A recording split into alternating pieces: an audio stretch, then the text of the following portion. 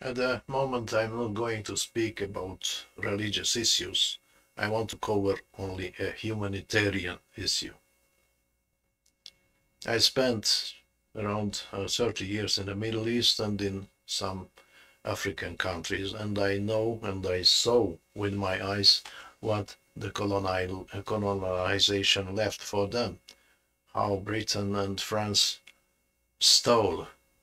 have stolen their properties, their assets, and their mind. And what reflex is left in this country, like a slave reflex. So there is a supremacy they must respect, and they are subjugated. So, and what has happened with these treasures? Of course, the so-called Western democracies were built on the expense of these assets, but belong to other people.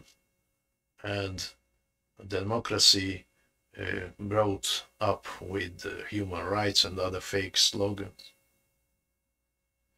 After getting back their liberation, their freedom, of course, they were not allowed to enter those countries who stole from them everything.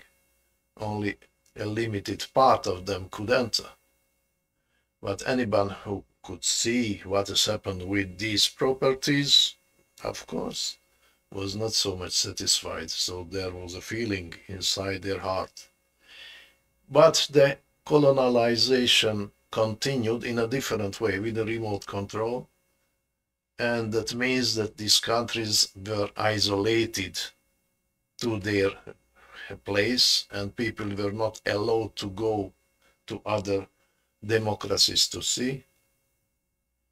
And wars and internal turmoils were established, and chaos started everywhere. And the chaos is the best thing to colonize more and to take away more free of charge. Wars started, and people don't like wars. They are going to seek the refuge and to seek a security. And thousands and thousands or hundreds of thousands started to take their way towards Europe and other countries to find the security and to start a new life. But not every migrant or refugee is a terrorist. Of course, there are people among them who are criminals, sure, no doubt about it. But the majority is not. They are innocent. They are victims. And at the moment, they are treated as hostages. One country hosts them, the other one refuses them. The third country is using them as a means in order to blackmail another country. So they are now considered as a means in order to express an interest and realize something, but they are not considered as a human being. Astaghfirullah.